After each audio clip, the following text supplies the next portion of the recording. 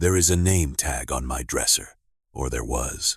I kept it for 6 months before I finally threw it away.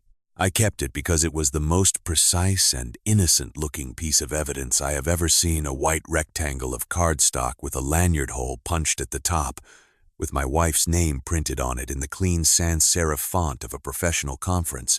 The conference she told me she had not attended. Let me tell you about the name tag, and about the year that came before it, and about what I did after. Welcome. My name is Christopher. I am 51 years old.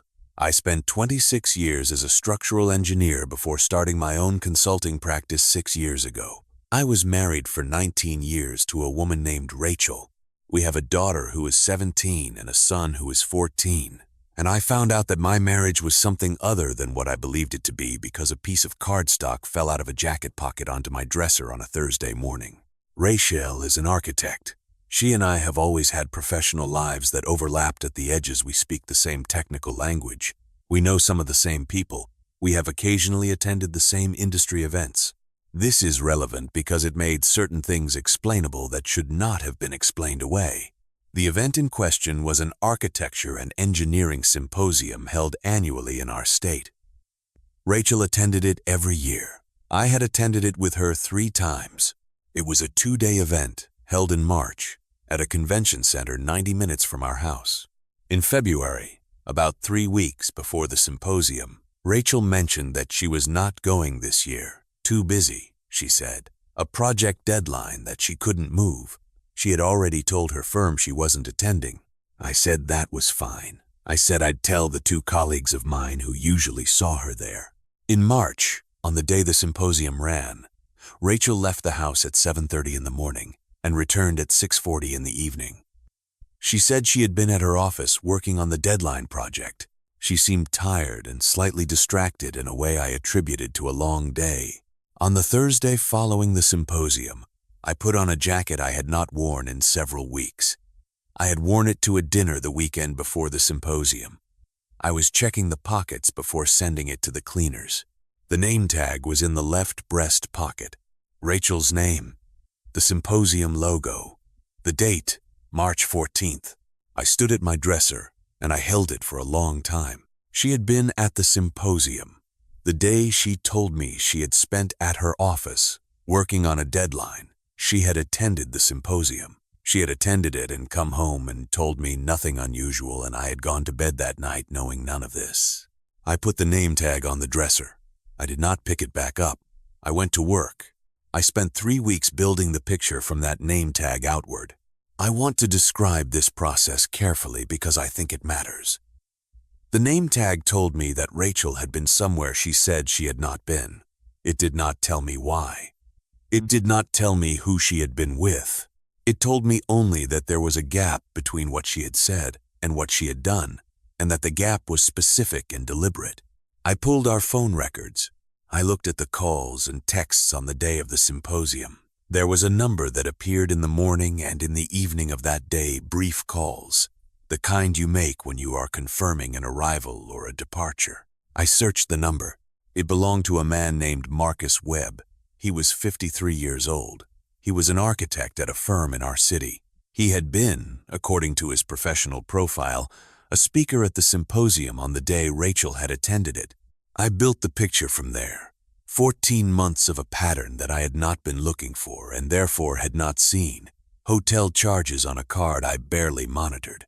The specific quality of Rachel's phone habits that I recognized, in retrospect, as the habits of a person managing a second conversation. I am a structural engineer. I understand load-bearing systems. I understand how weight is distributed. What I understand now, having spent 3 weeks mapping the architecture of what had been happening in my marriage, is that a secret relationship is its own kind of structure. It has load-bearing points. It has stress concentrations. And when you find one name tag that doesn't fit, you can trace the entire load path from there. I called my attorney on a Monday. Her name was Diana Ross, not the singer. She always said this at the beginning of consultations as if it was the most useful thing to clarify.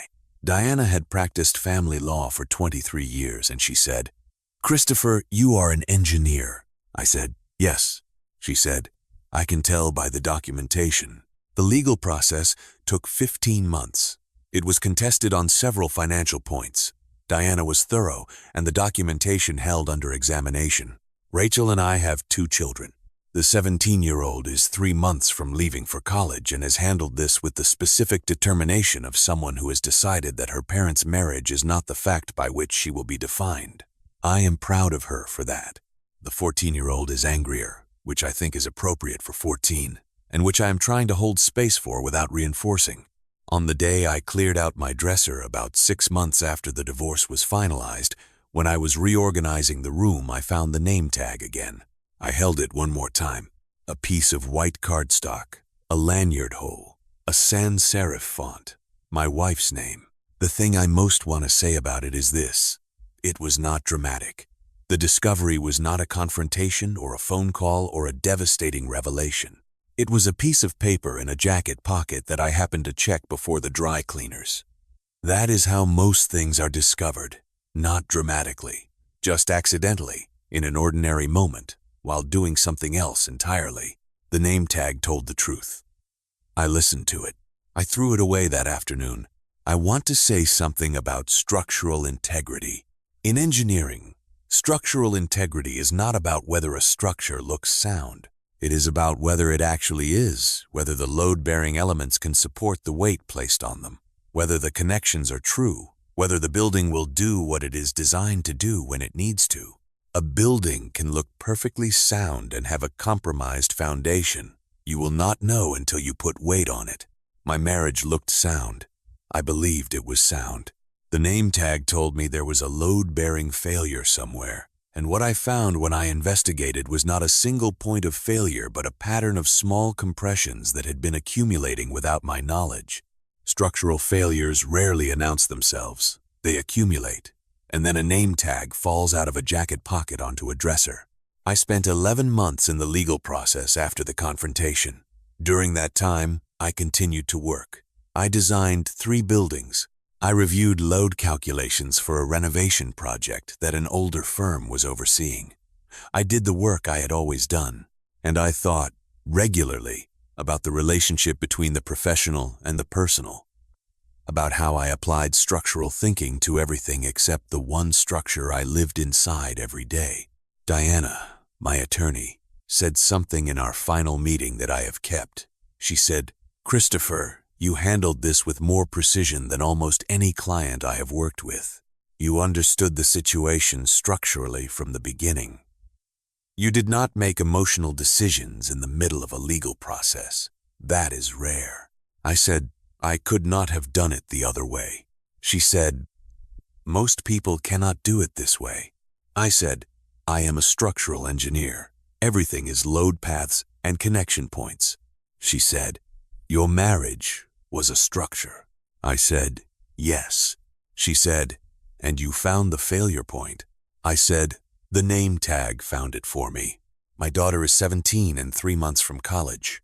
She is one of the more remarkable people I know, which is something I know is biased and also something I believe independently of the bias.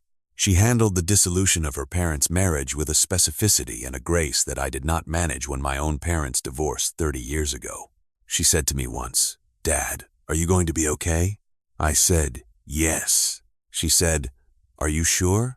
I said, "I am as sure as the load calculations allow." She said, "That is such an engineer answer." I said, "Yes." She said, "I love you anyway." I said, "I love you too." The name tag is gone. The building stands. Both of those things are true. Thank you for being here. Subscribe if you haven't. I'll see you in the next one.